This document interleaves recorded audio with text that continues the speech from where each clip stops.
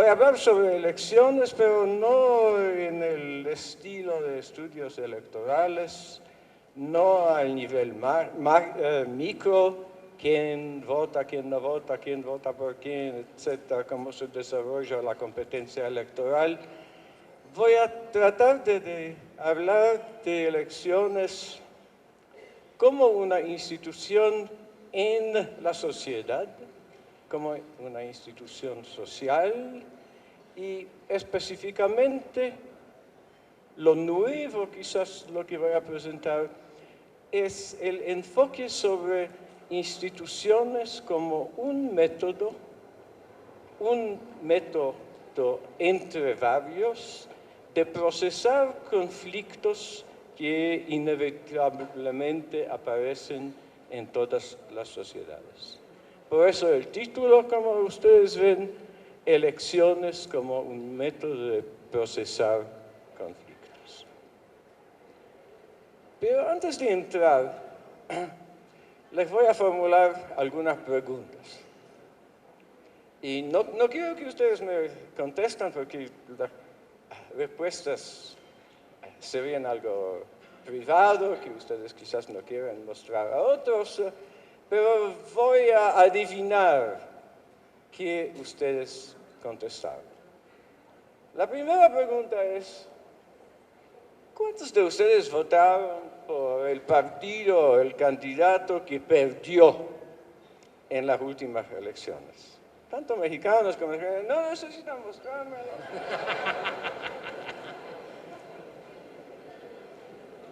Adivino, una mitad más o menos, quizás un poco menos, alrededor de una mitad. La segunda pregunta, ¿cuántos de ustedes votaron por el partido del candidato que ganó y ahora están decepcionados con su actuación?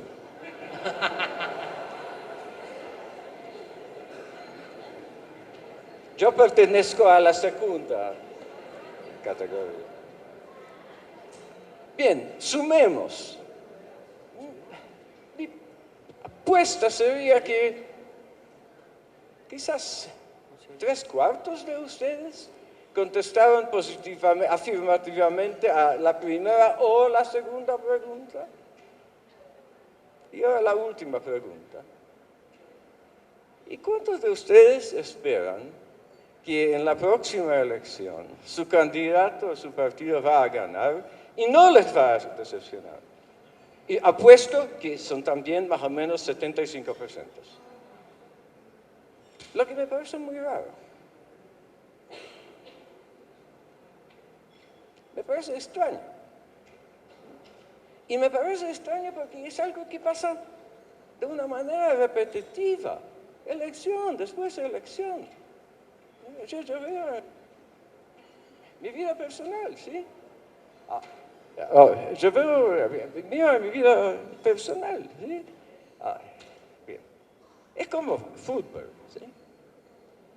El equipo nuestro pierde y siempre pensamos que en la próxima temporada va a jugar mejor. ¿Sí?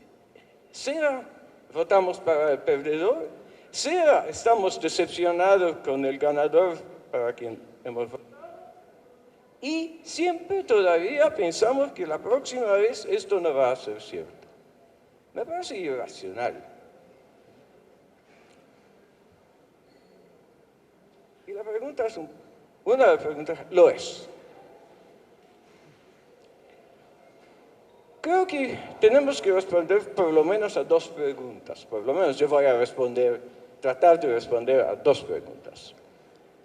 La primera es que, bien, ¿qué es lo atractivo de las elecciones? ¿Por qué las elecciones seducen tanto? ¿Por qué absorban tantos esfuerzos, tantos conflictos en este rasgo institucional particular con sus reglas, sus costumbres, etc.? Y la segunda es, ¿cuáles son las alternativas? Si no procesamos las conflictos a través de elecciones, ¿cómo lo hacemos? El plan. Primero voy a tratar de dar un resumen de respuestas a la primera pregunta, lo que me ves. Esto no va a ser nada nuevo para algunos de ustedes aburrido, pero quiero reconstruir el argumento que debe mucho a varios colegas míos, uno de los cuales está presente acá, John Donne, y que va a ser un resumen de un capítulo del libro recién mío que en inglés se llama Democracy and the Limits of Self-Government, pero el editor argentino era mucho más inteligente y cambió el título. Y segundo, en donde me voy a concentrar, es sobre el efecto del hecho que hay alternativas a las elecciones sobre las elecciones mismas. ¿Cuál es la importancia del hecho que los conflictos se pueden procesar por varias maneras sobre el funcionamiento del mecanismo electoral? Voy a presentar algunos análisis históricos y hechos históricos y después voy a hablar un poco de efectos de un aspecto de historia que me parece bastante interesante. Bien, esto es el plan. Conclusiones, en realidad, un resumen nada más. Ahora voy a proceder un poco más rápidamente porque, como le dije, es un material bastante conocido que sí todos sabemos y lo sabemos de una manera importante a través de los escritos del profesor Dunn aquí presente, que cuando se estableció los regímenes que hoy día nosotros llamamos democráticos, los fundadores de estos regímenes, ni en los Estados Unidos, ni en Francia, ni en América Latina, pensaban que esto era democracia. El ideal que estaba a realizarse, que ellos estaban tratando de realizar, era autogobierno del pueblo. Sí, una famosa cita de Rousseau que ustedes pueden leer, no voy a repetir, pero voy a enfatizar solamente la última parte, es que nos vamos a organizar, vamos a crear una comunidad en que cada uno va a unirse con todo otro, pero perteneciendo tan libre como antes. Y el antes no es en realidad temporal, pero lógico, que esta organización social que se construye no tiene la capacidad de cada uno de autogobernarse por sí mismo. El autogobierno es la solución de este problema y en la historia del pensamiento hay varias personas que piensan que el autogobierno es deseable porque avanza libertad, entendido como autonomía, es un término de Rousseau y después de Hans Kelsen, y autonomía es vivir abajo de las leyes que uno elige. Estar reglado por las leyes que uno quiere que sea reglado por. Bien. Este ideal en que cada uno gobierna no es realizable en sociedades modernas. En Grecia, como probablemente ustedes saben, la solución era otra. La solución era que entre un tercio y una mitad de la población gobernaba por un periodo corto, un año, y después era gobernado por otros. Entonces el sistema era rotación. Pero en las sociedades modernas, nosotros siempre estamos gobernados por otros. Y no nos gusta, como John Donne lo exprimó de una manera muy impresionante, no nos gusta. Ser gobernado no es muy agradable. ¿Sabe? Gobiernos pueden tomar dinero de unos y darle a otros. Pueden meter a la gente en la cárcel, pueden inyectar cosas sí, en uno que uno no quiere. ¿Sí? El gobierno pueden prohibir hacer lo que uno quiere hacer y no permitir hacer lo que uno quiere hacer. Entonces las elecciones son seguramente, no es la mejor solución, es quizás la segunda, quizás la tercera mejor solución, ¿sí? Y la solución es que, aunque no nos gobernamos cada una por sí mismo, elegimos quién nos gobierna y presupuestamente las leyes que nos van a gobernar. Esta decisión, ¿sí?, es una decisión colectiva, decisión del pueblo en singular, el pueblo decide, ¿sí? Las elecciones son un mecanismo de ejercer, de implementar la voluntad del pueblo de una manera bastante específica, ¿sí?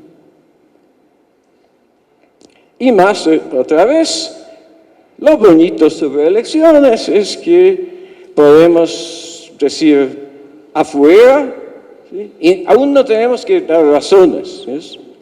No tenemos que decir voto contra porque este gobierno hizo esto o otro, pero puede decir voto contra porque voto contra, ¿sí? Entonces elecciones tienen esta capacidad catárquica, ¿sí?, psicológica. Bien, no todos pueden ganar al mismo tiempo. Esto todo es un resumen. Quiero enfatizar que sí, hay varios temas abiertos que que se discuten desde hace siglos. ¿Por qué este mito político? ¿Por qué es un mito político?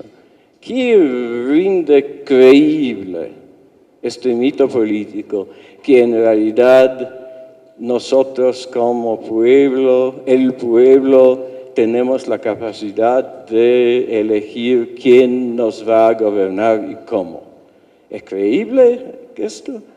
¿Qué es lo que le hace creíble a un libro escéptico? Bueno, hay mucho de Gramsci sobre este tema, ¿sí?, sobre el tema cuáles son las condiciones para que una ideología fuera creíble. Y hay un libro muy bonito que les recomiendo, que no es muy bien conocido, pero es muy bonito, un libro escéptico, hasta quizás cínico, de un historiador ahora muerto, Edmund Morgan, que se llama Inventing the People, y como ven ya del título, sí, hay mucha ironía en esto. El Morgan dice, sí, es un mito que es necesario para que pudiéramos vivir juntos, pero el hecho que es necesario no quiere decir que en realidad es verdadero. Hay varios problemas abiertos. Bien. Hay un otro aspecto de elecciones que quizás estos días hay que enfatizar.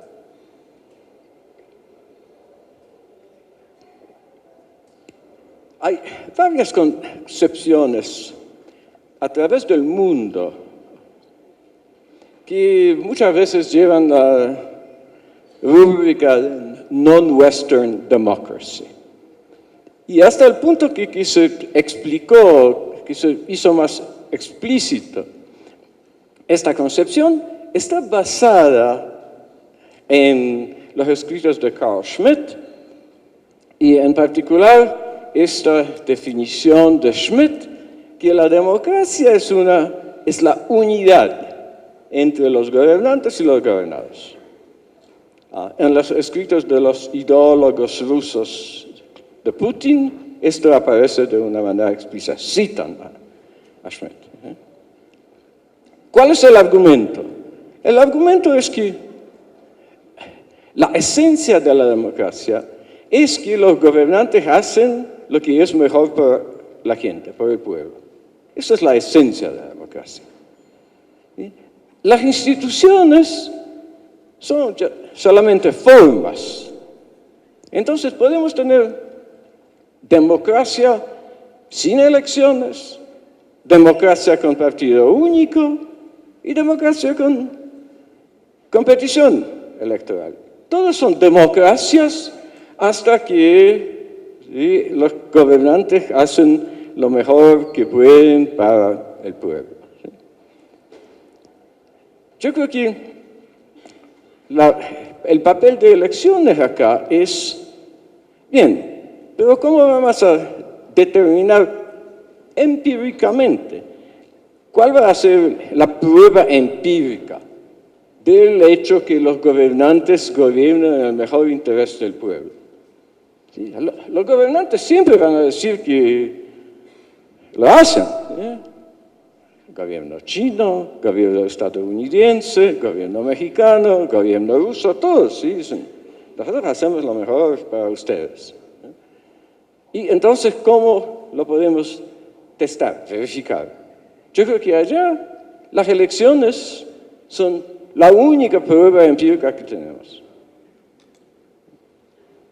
Es una prueba empírica de si estas aseveraciones por parte de los que nos mandan son ciertas o no. Bien. Esto, como lo dije, es resumen de varias cosas quizás más conocidas.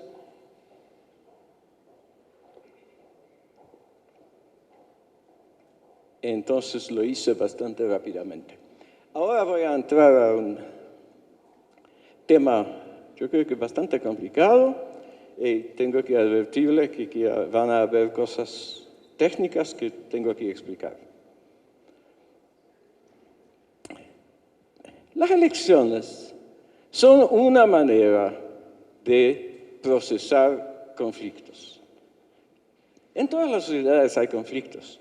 Hay conflictos económicos, religiosos, culturales, étnicos, regionales, raciales, conflictos profundos. Pero aún conflictos que no lo son. Muchas veces producen pasión política bastante fuerte. Por ejemplo, en Francia, un gran punto de conflicto político es que si los jugadores del equipo nacional de fútbol deben ser obligados a cantar la Marseillaise antes del partido. ¿Sí? ¿Por qué? Porque, como ustedes saben, la Marseillaise tiene esta frase muy militarista, ¿sí? Aux armes les citoyens, ciudadanos a armas, y hace 10 años uno de los jugadores, Nicolas Anelka, dijo, yo soy pacifista, yo no canto esto. Y hay una política intensa, ¿sí? El Parlamento lo discute, los medios lo discuten. Entonces, quiero enfatizar que en todas las sociedades hay conflictos. Este mito del siglo XVII que se puede tener, y el mito chino de hoy día, que se puede tener unidad, armonía, consenso, unanimidad, esto es falso. Entonces, el problema es bien, una vez que tenemos conflictos, ¿cómo vamos a procesarlos? Y yo digo procesar y no resolver, porque nunca se resuelve conflictos una vez por siempre, ¿sí? Los conflictos se resuelven por un tiempo y después reaparecen los mismos, aparecen otros, ¿sí? Es un proceso continuo. Lo llamativo es que durante los últimos 200 años, como ustedes ven, el poder político cambió de manos con más frecuencia por el uso de fuerza que a través de las elecciones. Las cifras son aproximativas, la colección de datos históricos no es nada simple, pero el orden, yo estoy seguro, está correcto. Sí había por lo menos tantos cambios de gobierno a través de golpes que a través de elecciones. Entonces es claro que las elecciones no son la única manera de elegir gobiernos, de seleccionar gobiernos, no es la única manera de procesar conflictos. Como Bobbio lo dice, élites pueden proponerse, lo que hacen las elecciones, pero también pueden imponerse por fuerza.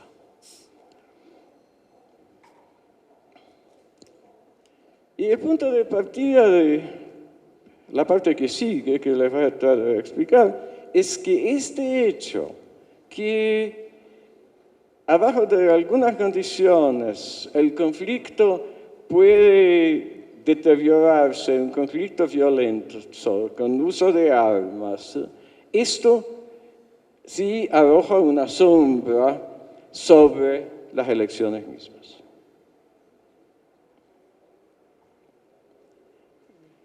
Si queremos que entender cualquier tipo de orden político, tenemos que preguntarse bien qué hubiera pasado si el orden se habría roto.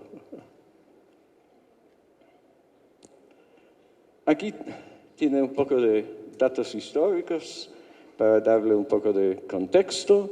Lo que tienen acá es la frecuencia de periodos en los cuales sea no se celebraba elecciones, sea los resultados de las elecciones no eran respetados, sea por perdedores y algunas veces aún por ganadores.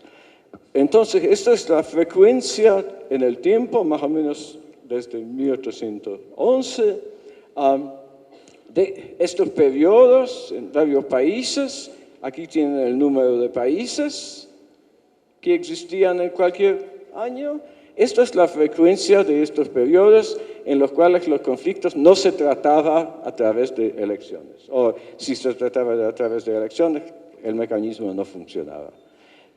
Y como ustedes ven, bueno, este fue un periodo, el periodo de independencia de 1870 más o menos en Latinoamérica era muy inestable. Después se estabilizó mucho la América Latina, sí.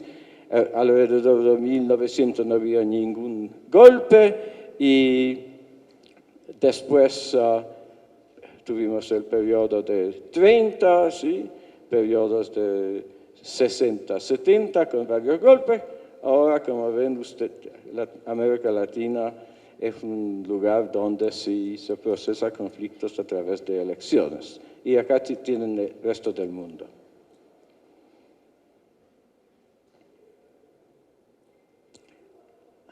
Aquí tienen un dibujo de lo que se llama alternancias partidarias en el gobierno.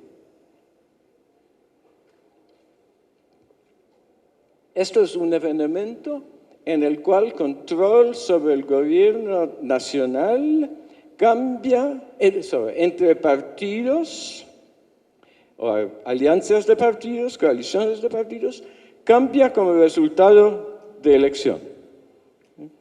Y otra vez, este evento es bastante raro en el mundo, bastante raro en América Latina y ahora es más frecuente en América Latina que en el resto del mundo. Pero quiero enfatizar, es un fenómeno bastante recién, ¿sí? Mira, esto es 20%, es decir, esto pasaba en esta línea una elección en 5. De hecho, era como una elección en 10 en Europa de Oeste y una elección muy rara en América Latina. En Argentina, en el siglo XIX, había una alternancia dos alternancias en Colombia, una en República Dominicana, una en Honduras y una en Costa Rica. Una en Argentina, eso sí. El fenómeno era bastante raro. Bien.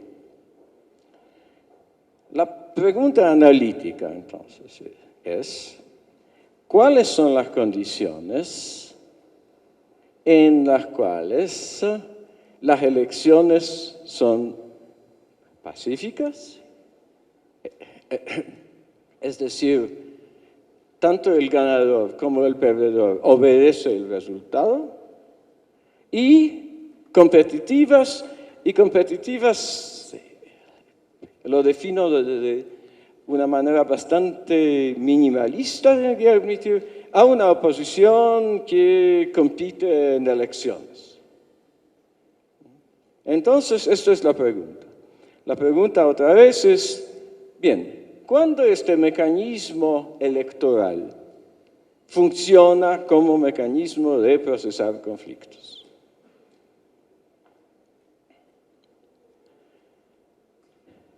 La respuesta es que depende de, primero, y esto es muy intuitivo, espero, de equilibrio de fuerzas militares. Y segundo, lo que es menos quizás obvio, depende de lo que está involucrado en la elección. Explico. Piensan que hay dos fuerzas políticas, o dos coaliciones, dos familias políticas, como los franceses dicen, y que sea ellos, en la primera parte del siglo XIX, tienen su fuerza mismo, sea hay unas burocracias especializadas que llevan armas, y estas burocracias especializadas con armas tienen preferencias entre los partidos y puede intervenir en favor de un partido a otro partido. Esto es el balance de la fuerza militar.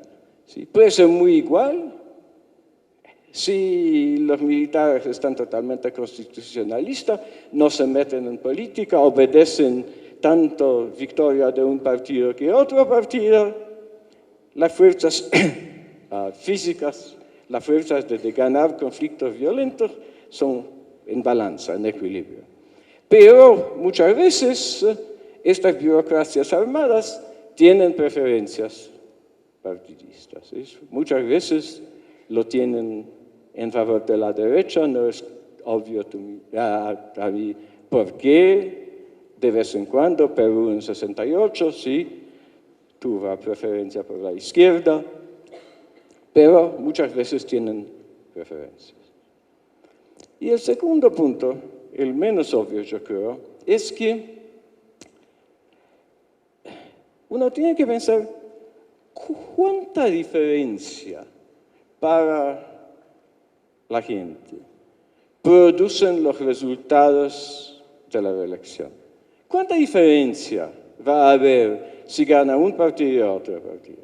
El republicano y los demócratas, los peronistas o los radicales. ¿Va a haber mucha diferencia o en realidad poca? Esto va a ser muy importante. ¿De qué dependen estas diferencias? Yo lo llamo electoral stakes, apuestas electorales.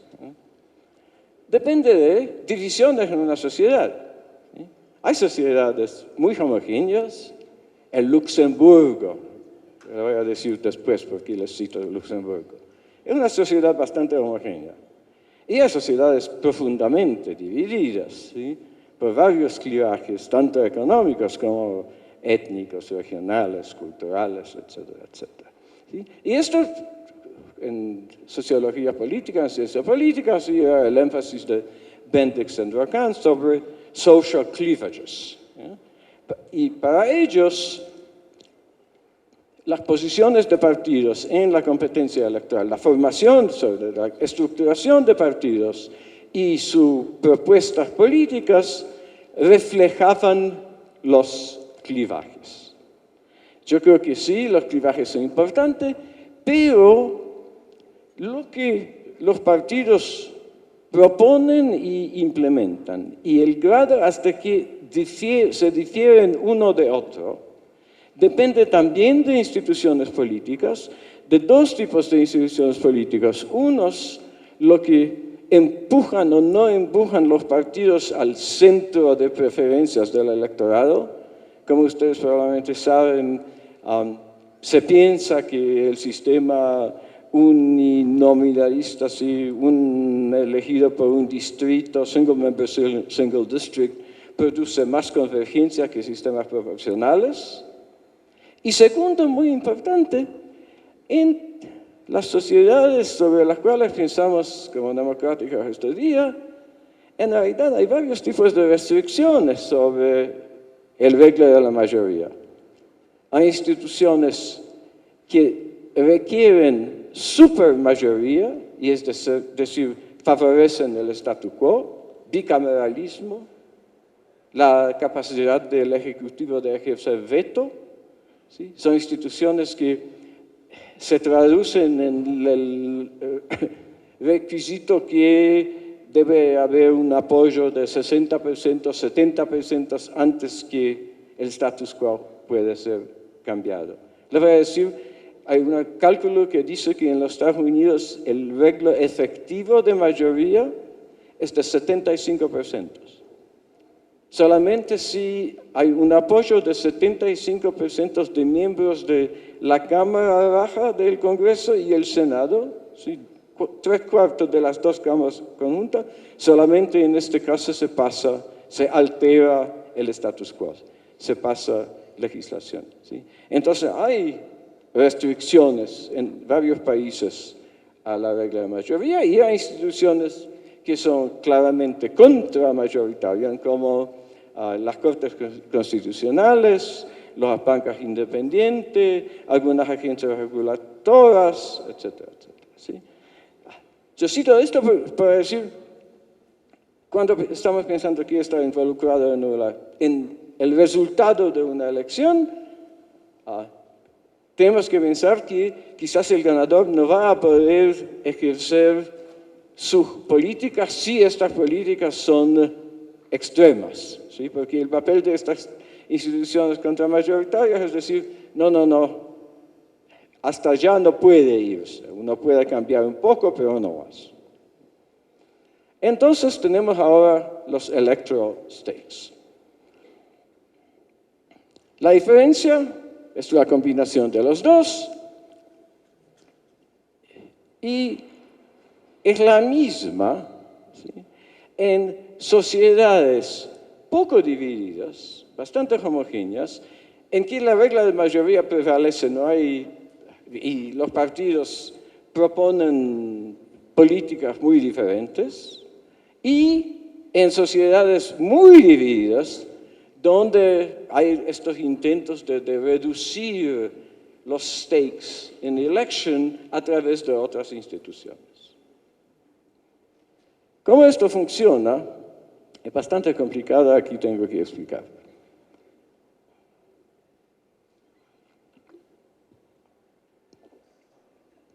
Lo que tienen acá en la eje vertical es el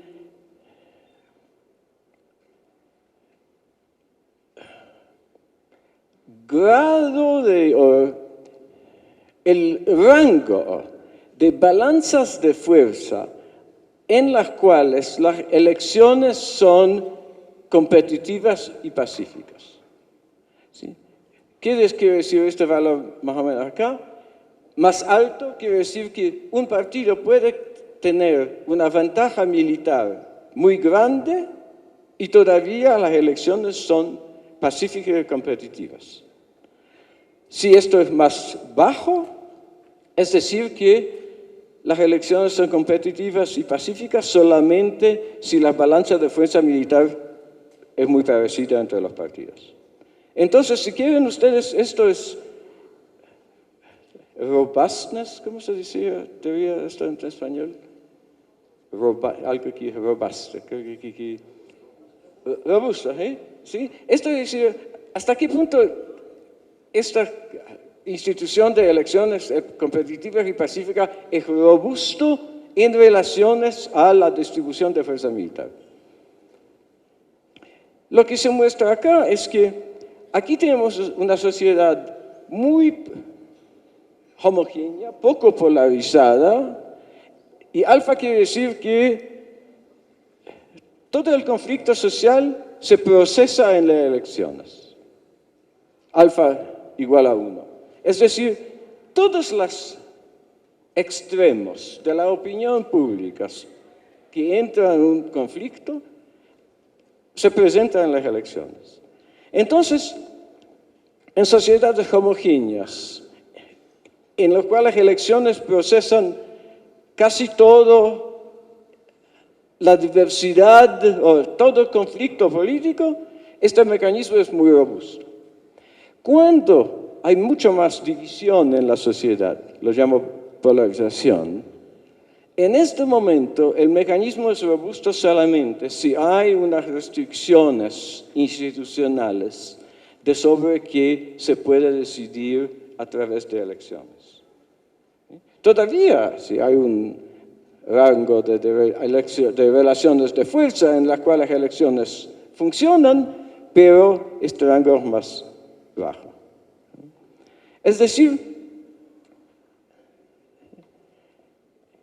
en sociedades más divididas, elecciones no pueden, si elecciones procesan todo el conflicto que existe en la sociedad. En sociedades más divididas van a haber recursos a la fuerza. Porque demasiado está involucrado en la elección y los perdedores, si tienen cualquier fuerza física, fuerza de ejercer violencia, lo van a utilizar.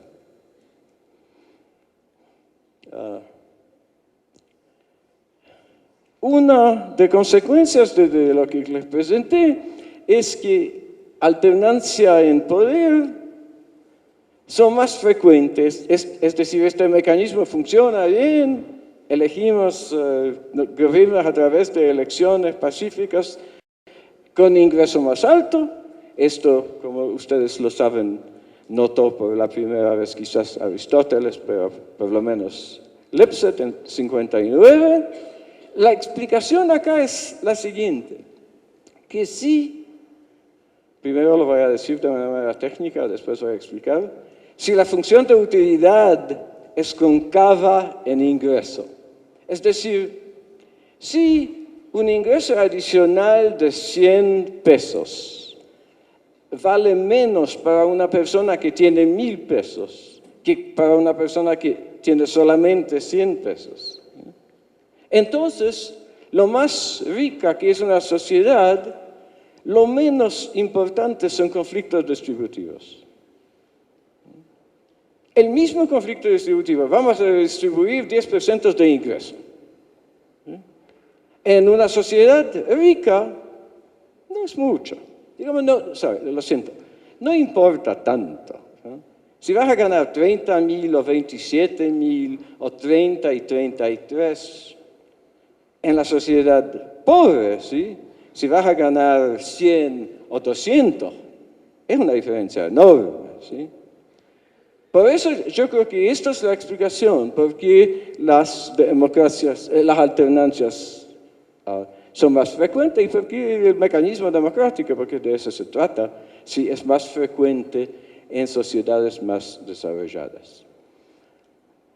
Aquí el último dibujo. Esto es frecuencia de democracia, ahora medida como existencia de alternancias en poder, como función de inigualdad de ingresos brutos, y esta es proporción de regímenes que son democráticos, regímenes ricos y regímenes pobres. En sociedades ricas y sociedades pobres.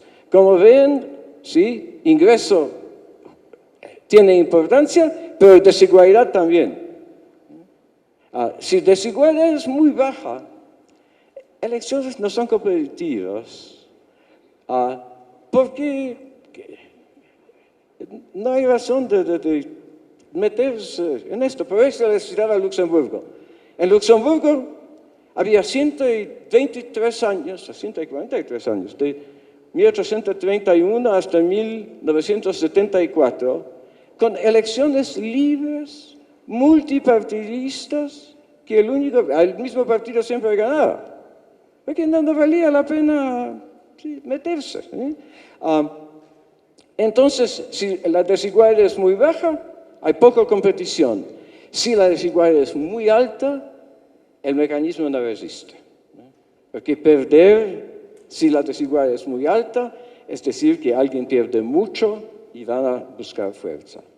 Lo más frecuente, la democracia es más frecuente en países con una desigualdad más o menos, 40 Gini de 40.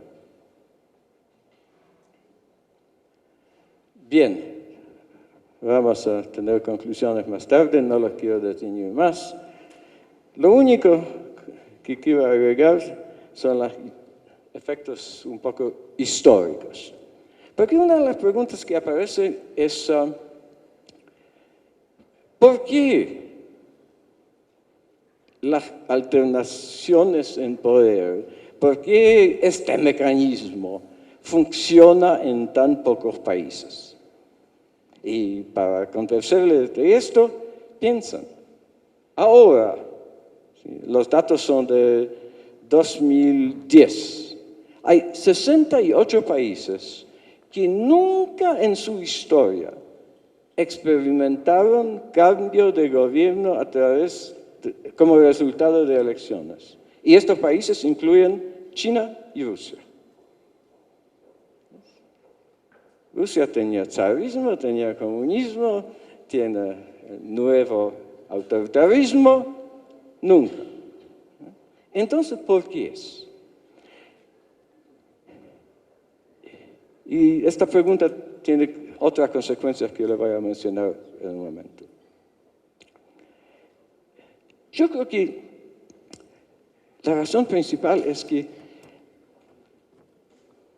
los gobernantes no saben qué va a pasar si se permiten perder la elección.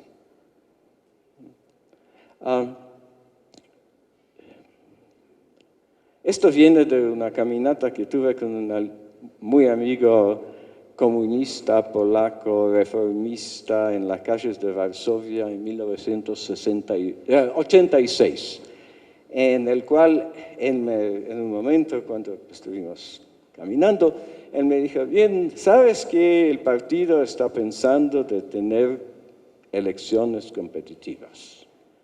Y yo me dije, pero van a perder. Y su respuesta era, no es que perdemos o ganamos que es importante, es lo que perdemos que es importante. Y yo creo que esto es que está involucrado acá, que este fenómeno no ocurrió nunca en la historia del país. Los dirigentes, los gobernantes, no saben qué le va a pasar. Tienen miedo, y tienen un miedo bien justificado. Señor Putin, él dice, la oposición no quiere solamente ganar, quiere destruirme. La oposición le acusa de organizar un atentado con bombas para hacer una provocación para la guerra en Chechenia y todo. Putin pierde la elección, no sobrevive. Entonces, hay varios que tienen miedo por buenas razones. No voy a entrar en Pinochet. No saben. Pero una vez que se produce una alternancia, ¿sí?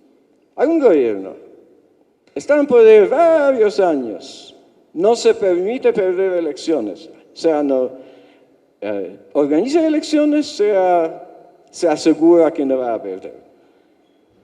¿Sí? Y pierde y sale.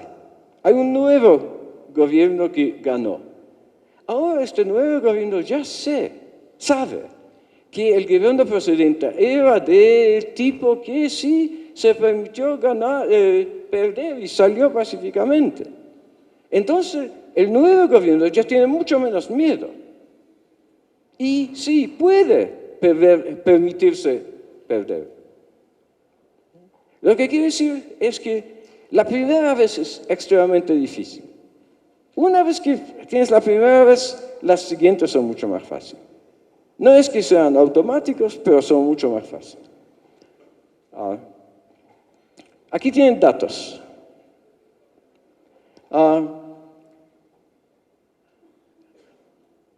Bien.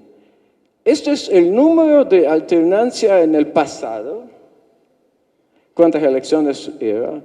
¿Cuántas veces el gobierno en situ perdió?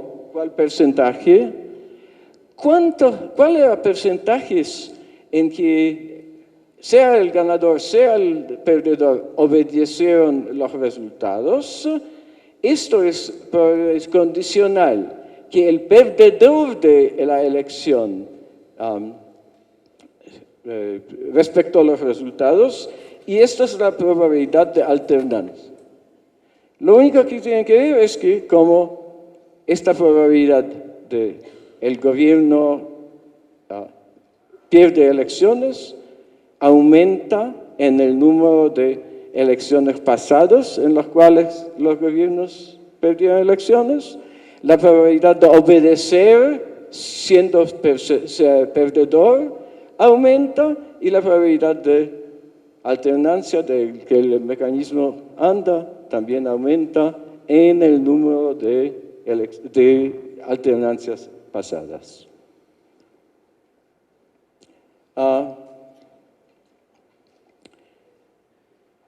La probabilidad que las elecciones continúen, que el mecanismo continúa en el futuro, dado las alternancias pasadas. Otra vez, esta es esta probabilidad, que el mecanismo electoral va a durar para siempre, dado el número de alternancias en el pasado. Como ven, 42%, 90%, y acá llegamos a 100%. Lo más alternancias en el pasado, lo más fuerte es este mecanismo.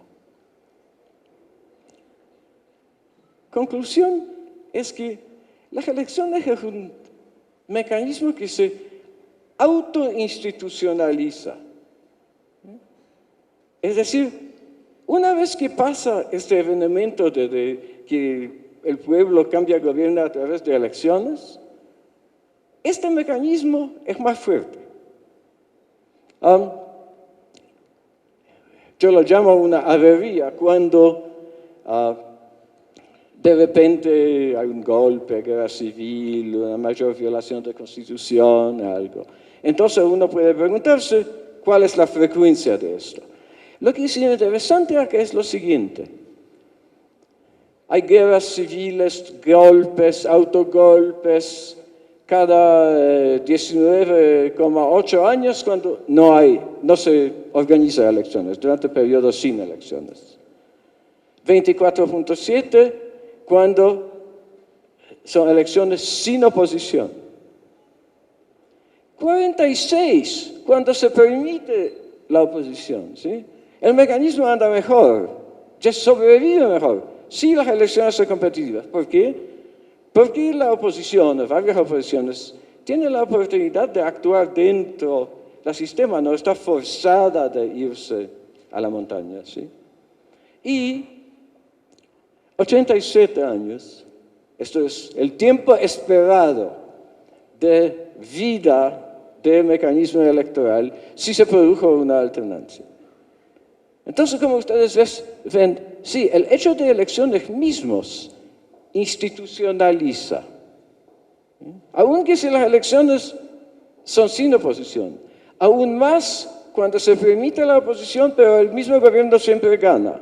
Y aún más cuando se permite la oposición y ocurre una alternancia.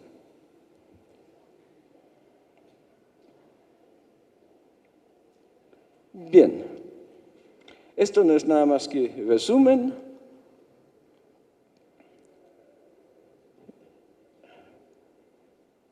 Yo creo que sí, esto es uno de los atractivos que yo lo siento, pero yo no lo entiendo, cómo es que, como comencé, que cada vez estamos decepcionados con el resultado y cada vez esperamos que la próxima vez va a ser mejor. Yo creo que es muy importante que las elecciones son una prueba empírica que los gobernantes gobiernan bien, por lo menos que los gobernantes gobiernan mal cuando pierden. Y sí, yo creo que la